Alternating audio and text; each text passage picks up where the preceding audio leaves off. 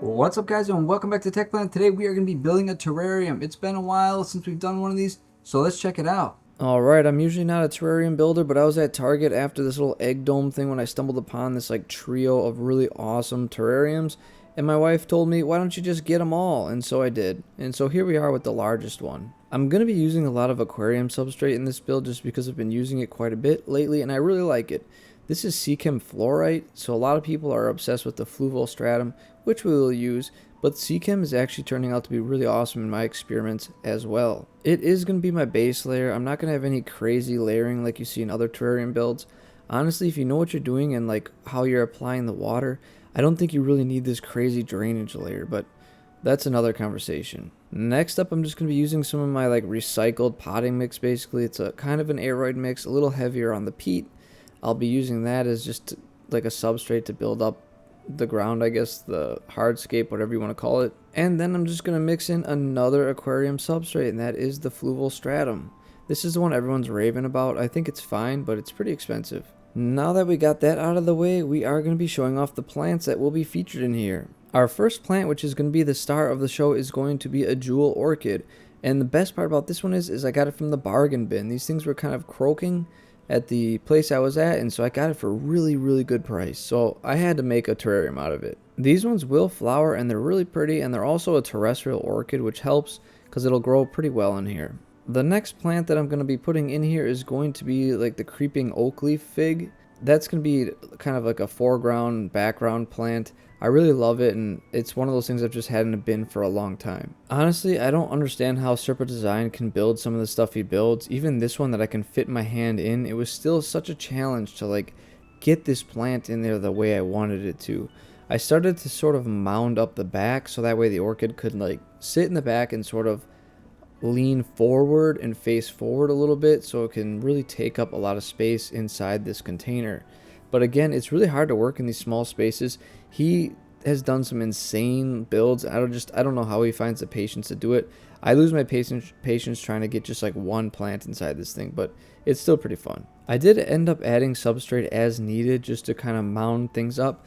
Again, I'm using some of that aquarium substrate because it's getting me that like weight that I need. A lot of my like aroid mix is so fluffy it doesn't really work that well, and I don't have like terrarium mix, so this aquarium substrate is working fabulously. It's heavy enough to hold things in place, and it works really well. Now that I had everything kind of sorted the way I wanted for this orchid, I wet everything down a little bit. That water adds a little weight and kind of keeps things from moving. Now I wanted to surround this entire orchid in that creeping oak leaf fig plant. This stuff I really wanted to take over significantly, where just this terrestrial orchid is just sticking out of the green basically. I really hope I can like end up covering like the entire bit of substrate so you don't see it. This stuff usually carpets pretty well and really takes over, so hopefully it does. Now I did want to put some sort of greenery in the very front, the very foreground, and I went in my backyard and dug out some moss.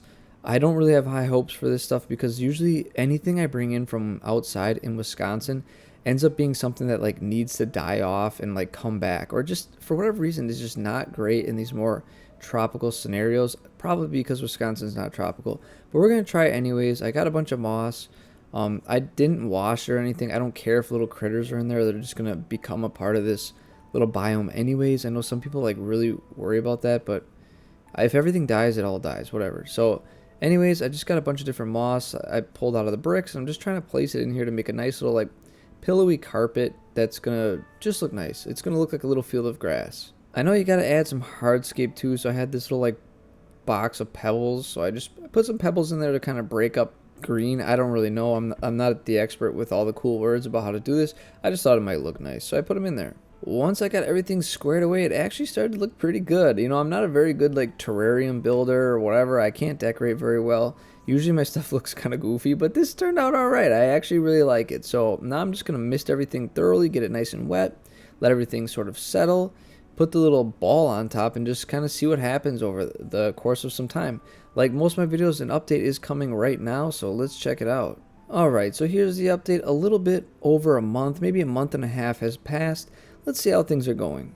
That brown moss is not a mistake, it's actually a feature. Just kidding, it straight up died like I sort of figured it would. I don't know if this stuff is ever going to come back to life, but it doesn't look that great.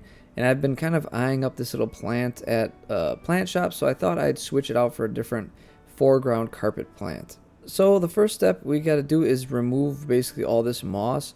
Oh, by the way, in this footage, I don't know if we mentioned it in the past or if you even saw me do it. I don't think you saw me do it actually, because I did this off camera, but I threw some isopods in here just to run around and do isopod things. So you might end up seeing them scurrying around, I'm not sure. Alright, so here's the new foreground plant. There was no actual label for the names of this thing. It was just kind of like a fairy plant or I don't know. They give it some goofy name. It's like a part of a series from I don't know who, but it actually gets this really cool little flowers on it. And I've been having it in a pretty highlight situation, and it's getting like real good, nice purple new growth. So it's a very interesting plant. I'm not sure how it's going to do in here, but again, that's what this channel is all about, is trying things. So hopefully we'll have an update in the future. But yeah, I don't have as much to cover the foreground like I did with the moss, but I'm just breaking it apart where I can, at least one sadder looking pot, and trying to cover that whole foreground. I'm sure it'll spread over time, so I'm not too worried about it, but I think this little like green purpley stuff is really going to look nice. Well, that's pretty much it for this one. I don't know if you noticed in this footage, but the orchid actually grew quite a bit. There's a lot of new growth on there, so I'm really excited about that. So now all it takes is just waiting for that foreground to come in, and we're going to have a really nice terrarium. I'm going to mist everything and then push it down real good just to get it to settle, and that's pretty much it. I mean, I'm going to give it some more time, and hopefully we'll have another update for you. Well, guys, that pretty much sums up this build. I hope you enjoyed it. I think at the very end it turned out pretty awesome, and I hope you guys liked that there was like a little update to it. Usually I see a lot of terrarium builds out there, and I'm always suspect like how well they actually look as good as they do in the beginning, and how many of them kind of have die-off similar to mine. I don't know, maybe they're all just pros and I'm not, who knows. But anyways, I hope that little update was enjoyable. Well guys, as always, may your plants go strong and healthy. I'll see you next time.